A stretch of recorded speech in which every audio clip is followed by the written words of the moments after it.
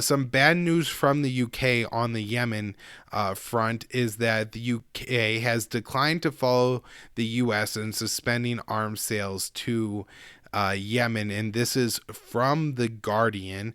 Patrick Wintour from Monday, 8th February, and it says British ministers have refused to join the U.S. in suspending arms sales to Saudi Arabia for offensive use in the Yemen war. This is important because it's something that I've highlighted on the show, and as much as I always talk about the U.S. government, the U.S. weapon sales, because I think they're the most important, because the U.S. is my government, because this is why I have the most control over.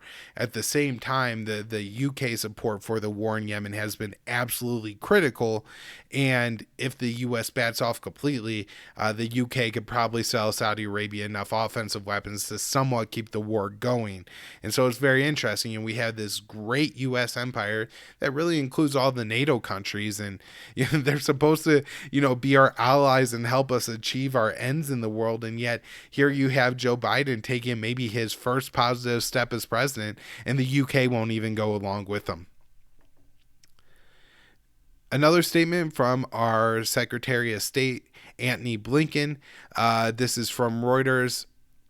And U.S. intends to keep up pressure on Houthi leadership.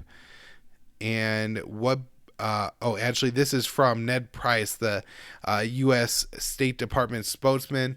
I think we will certainly keep up the pressure on the leadership of the movement.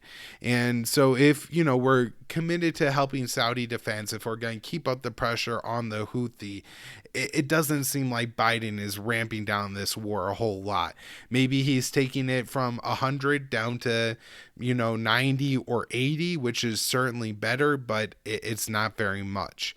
We also had the Houthi making a push, an offensive in Yemen. This is antiwar.com by Jason Ditz. Yemen's Houthis make a push for the last government stronghold in Mareb, which is a province. If you're looking at the video version of the show, I got the Mareb government right here.